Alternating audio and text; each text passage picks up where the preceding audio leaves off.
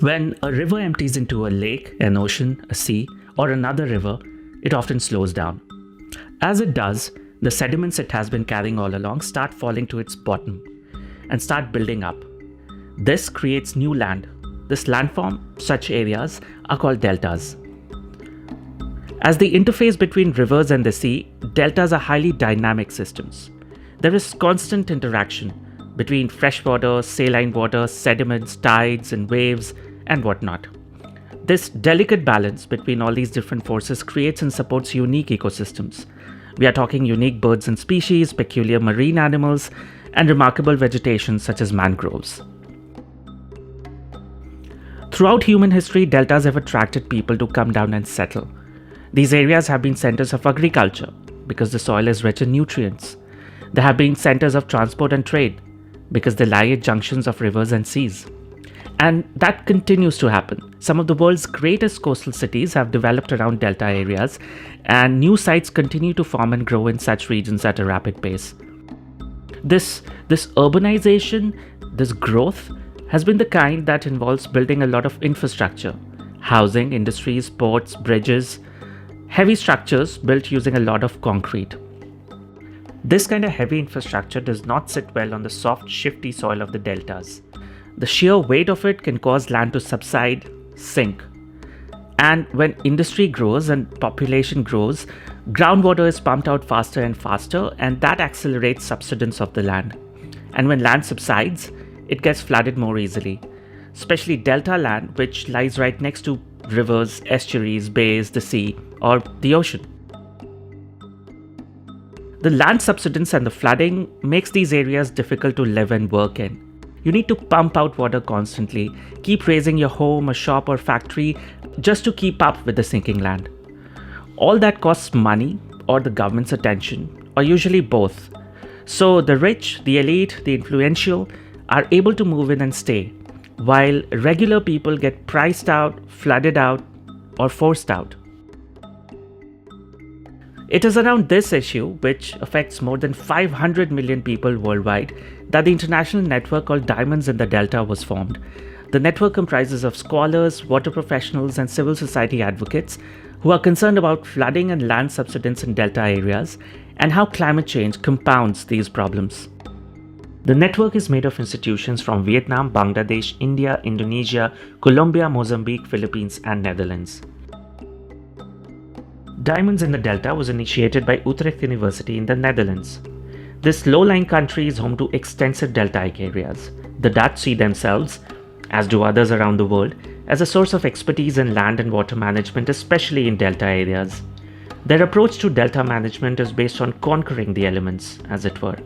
The general idea has been to resolve the dynamic interplay between land and water in the Dutch deltas by reclaiming the land to use for housing, agriculture, and industry, and keeping the water out. This has involved building polder and dikes, dredging waterways and creating new land, and building infrastructure like ports and bridges to squeeze every bit of economic value out of these areas. This approach, this expertise, is actively offered and supplied around the world by the Dutch. And that's Dutch government agencies, Dutch private companies, and Dutch consultancies. It has also been a key part of the aid that the Dutch government offers to developing countries. All in all, the Dutch have a sizable impact on spatial planning, infrastructure development, and therefore most aspects of life in delta areas around the world. It is relatively recent that limitations and negative impacts of the Dutch approach are being understood and spotlighted. There is the environmental impact, of course, but also its overly technocratic nature, how it tends to align with interests of the elite and exclude marginalized communities, and also the scope it has been known to create for illegal and unethical forms of resource capture. It is relatively recent that alternative approaches, alternative perspectives are being discussed, and facilitating this conversation lies at the core of the Diamonds in the Delta network, which it aims to do by supporting research and advocacy around more well-rounded, more inclusive, more democratic perspectives on planning and development in deltas around the world.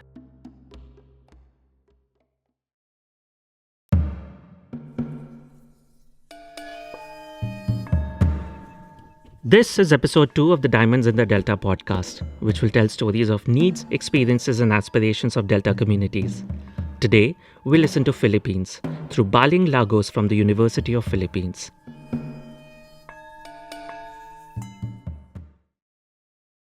Let's begin this story by looking up New Manila International Airport on Google. No, seriously, open a window on your computer or get your phone out and look up New Manila International Airport. You will find that this airport is listed as an international airport on Google Maps. Look at the photos and you will see that at the moment it is just a big patch of sand surrounded by water. Go to the Google Maps link and you will see that at the moment it is but a fallow brown chunk of land right on the waters of Manila Bay, around 30 kilometers northwest of Manila city. This big brown bit is reclaimed land, created artificially by dredging sand from the bottom of Manila Bay elsewhere and depositing it here. This is what the airport will be built upon. It used to be mangroves and open waters. In true internet style though, the airport already has a 4.1 rating on Google reviews. There are many 5-star reviews that are very happy about the project, very convinced that it is much needed to take some of the pressure off of Manila's current international airport, and very sure that this project will bring development to this area.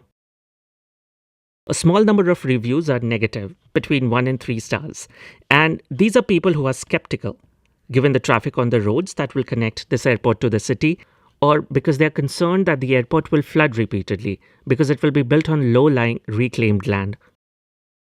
On the ground, the coastal areas around Manila Bay are home to communities whose culture, identity, livelihoods, and food is based on living around mangroves and having access to open waters of the Manila Bay.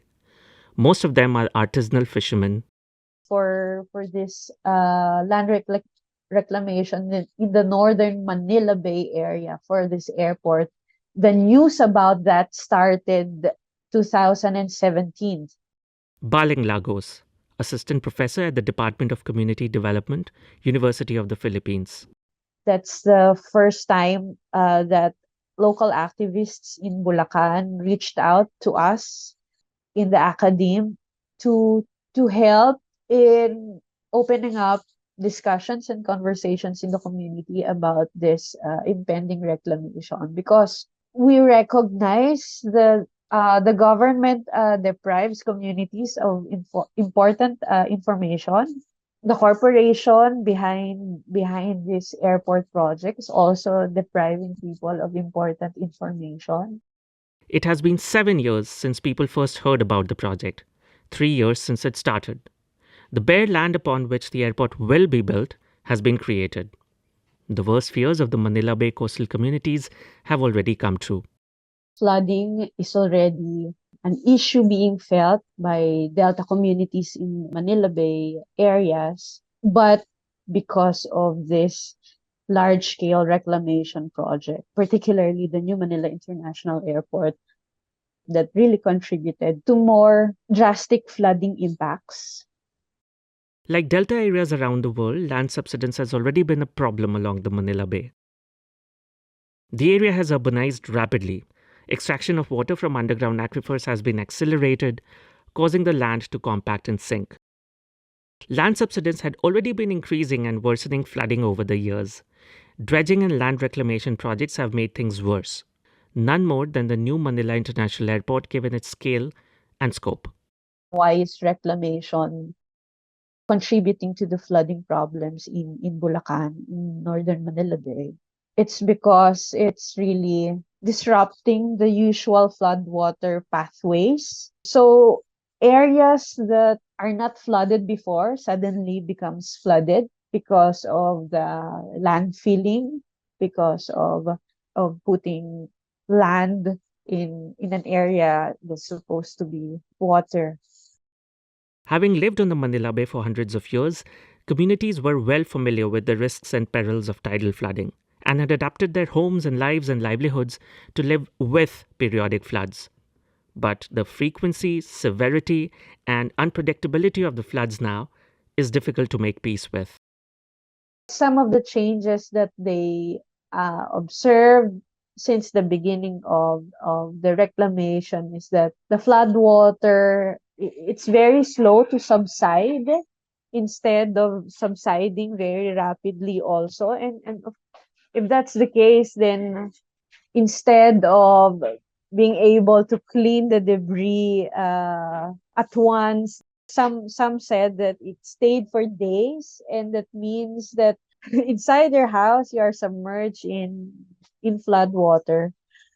Of course, it brings a lot of distress for the poorest members of the community. Well, for everyone who's experiencing that, that means the need to have additional resources to dump and make your floor a little bit higher, you know. Every year you would do that every year. And when they said that flood waters when they were little, it reaches only their ankle, and then right now it reaches the hip level, so it's rising rapidly over the years. So that means more resources is needed to elevate your houses. Yeah, it added burden to the household, but also the resentment of people that this has been an ongoing problem, but it seems like the local government's not doing substantial solutions for this. The new Manila International Airport is being constructed by San Miguel Corp through a number of its subsidiaries. It has, of course, been greenlit by a number of government agencies at various levels. Could the coastal communities give the benefit of the doubt to government authorities who greenlit the project and to the private corporations executing it? Maybe they made miscalculations, took bad decisions, but acted in good faith all along? Maybe this was just a case of bad planning, bad engineering, with no malice involved? Not really. Human rights have been violated. Environmental laws have been broken that infrastructure projects in Philippines must comply with. People directly affected by the project have been deprived of information, and those who have spoken out against it, harassed and intimidated. The privation of information is it's a human right issue. Since 2017, mostly in 2018 and 19, I have been engaging and working with community members to ask for a dialogue from the local government to give us information about this airport. And we have been meeting in the municipal hall, but the mayor wouldn't face us, or he would send a representative to tell us that they don't know anything about the project. So that happened for 3 times, and I was there together with community members. And I know this a violation of the right of communities to information. Second is the political harassment. We have experienced some challenges in doing research with communities because community leaders are being ordered also by local government officials not to entertain outside researchers, because they said that will just bring trouble to the communities. So I think curtailing research and curtailing collective actions, I think is a violation of people's rights. Yeah, political harassment, really. We have a very recent issue of enforced disappearance of activists in reclamation areas. And it just so happened, this is a fortunate case that they are surfaced again. It happened very, very seldom that those who are enforcedly disappeared resurfaced, no?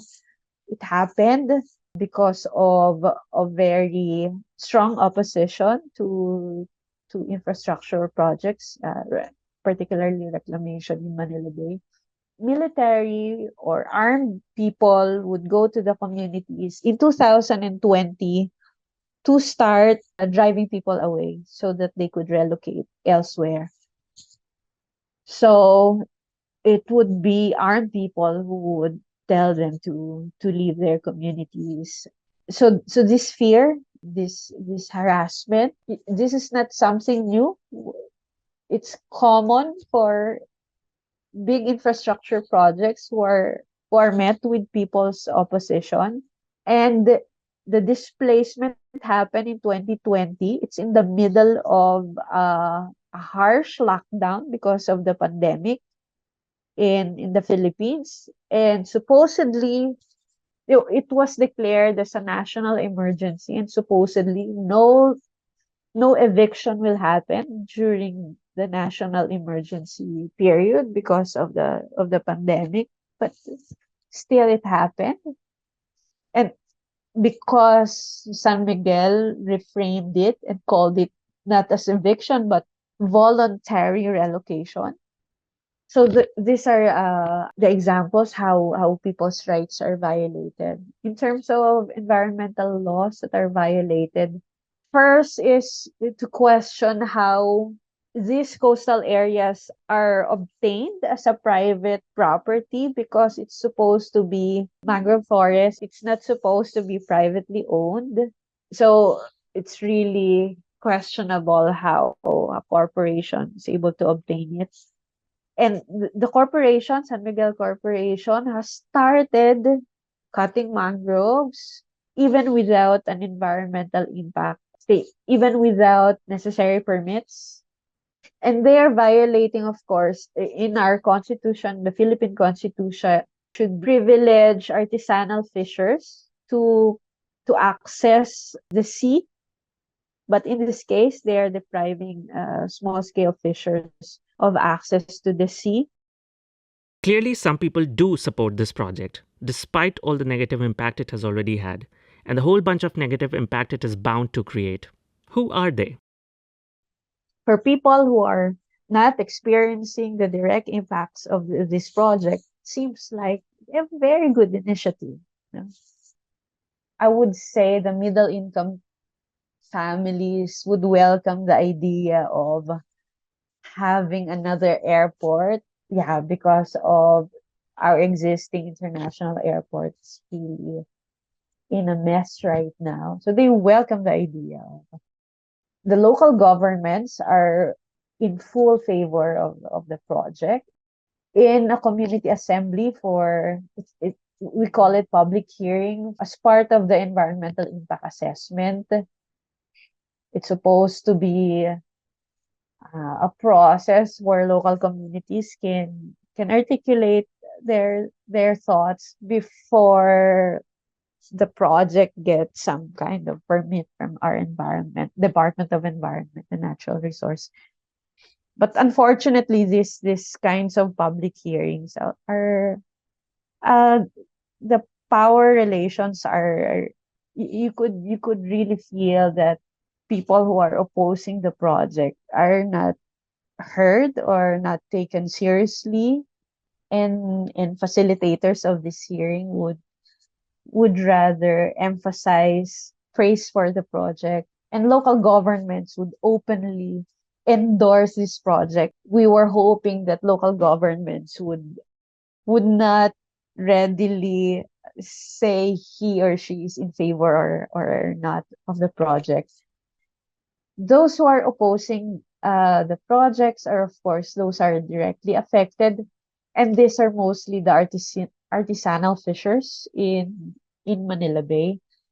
For the new Manila International Airport, the project proponent San Miguel Corporation was saying that 300, a little more than 300 families have been directly displaced.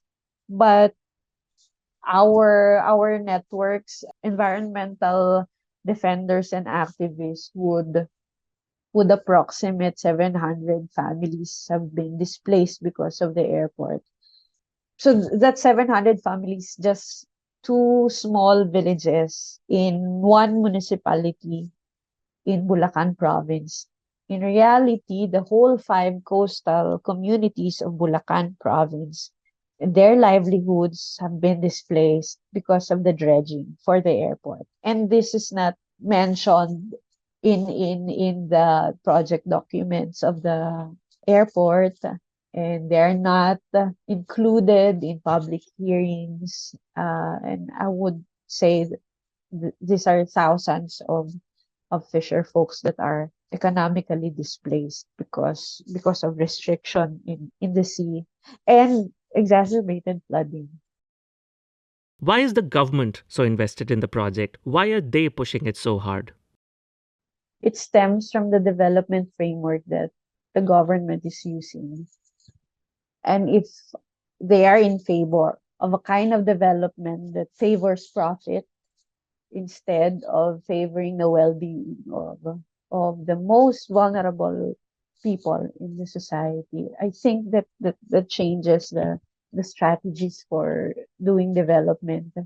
I still feel that it's stemming from that development perspective that we could only achieve development if we'll allow big businesses to do expand their business, accumulate wealth, and magically expect that it will trickle down to the majority of poor people.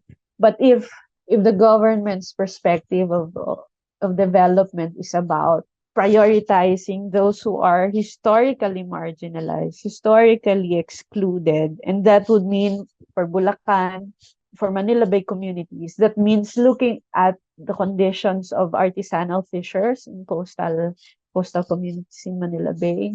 What are their issues? What are the threats that they face? What are environmental natural hazards they experience?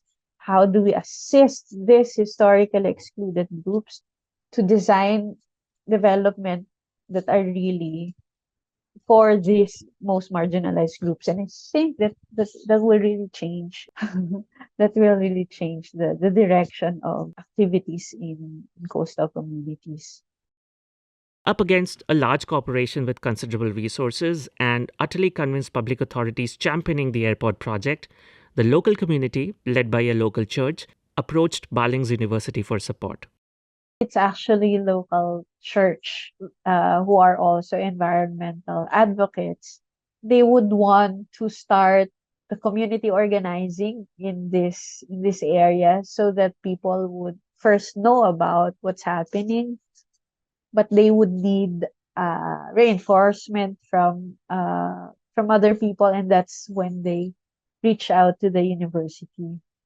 In my work as an educator of community development, we couldn't teach community development if we're not engaging with community development work.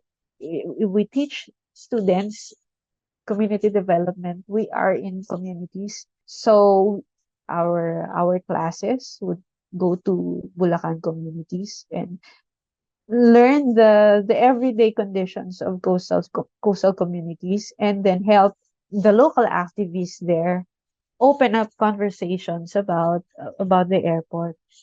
That's why the local activists felt that the academe can do something also as a kind of ally or network. That's one. But the second thing is they know that the academe could help in research, and that research would assist advocacy. It's in the late 2018 when we initiated this process we call counter environmental impact assessment. It's a kind of participatory research in Bulacan communities, wherein local communities themselves would study the impacts of infrastructure, of reclamation, instead of relying on the expert team employed by the corporation to do the impact assessment. So this way, it becomes a process where people educate themselves about what's happening and what can they do about it. A community which is by no means part of the financial or social elite, why does it choose to expend time and money? Why does it resist blowback from the government and corporations with infinite resources? Why don't they just move? If you study communities, there is sentiment linked to communities. There is cultural heritage linked to communities. For instance, people living in geographical areas that are flood prone have managed to survive and even thrive by developing There are different strategies to get by and to adapt to these conditions. They're able to thrive. They're able to maintain a life way and pursue a kind of development based on the opportunities and limits of their localities.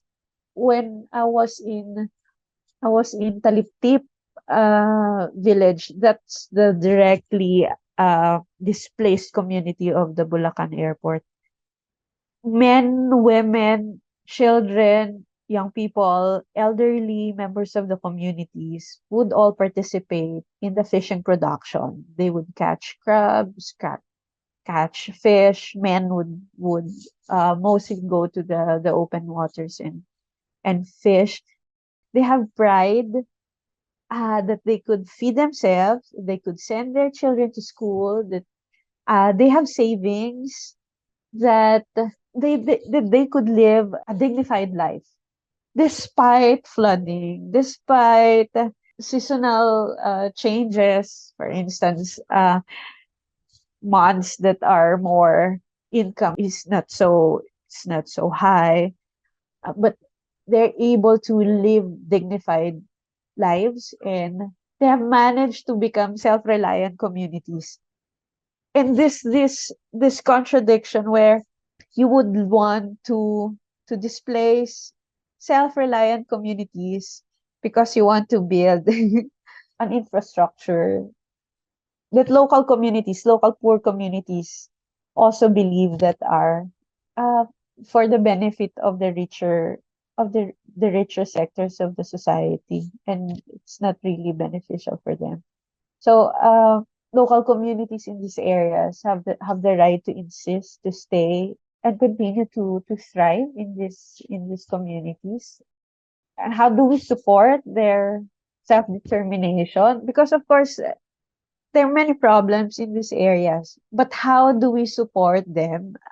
What kinds of problems do they face, and how do we support them instead of displacing them and favoring corporations to build an infrastructure project that's benefiting mostly the non-poor. This is not a purely Filipino story. Apart from a Filipino corporation and Filipino public authorities, the cast of characters includes Boskalis, a Dutch corporation that specializes in dredging projects.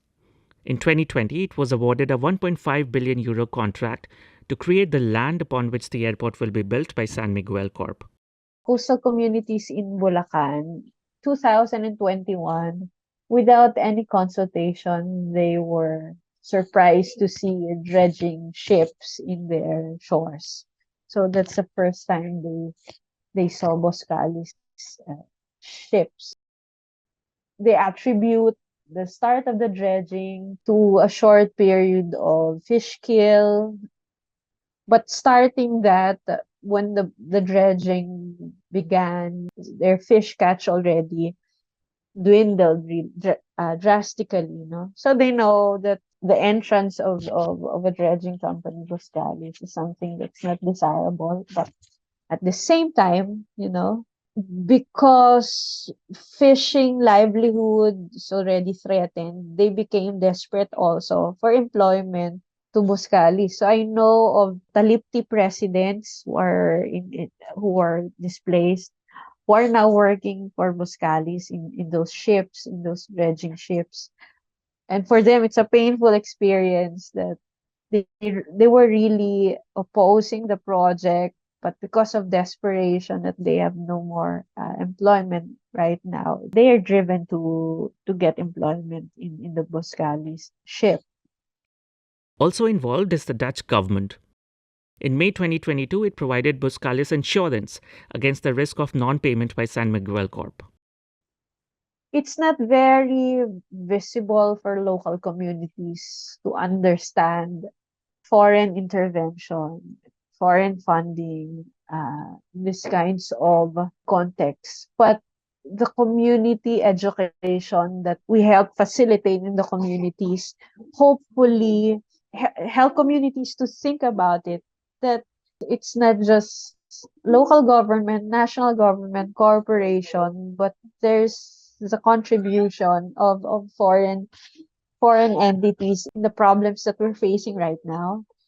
And some of community members have recognized that, and they're able to, with the help of Dutch networks, link local communities to international actions, putting pressure on, for instance, the Dutch government when we ask audience from the Dutch embassy here in the Philippines, and or for instance, at Radius, the insurance company would come here in the Philippines. Then local leaders would gather themselves to also to talk with representatives and explain uh, what's the reality in the ground.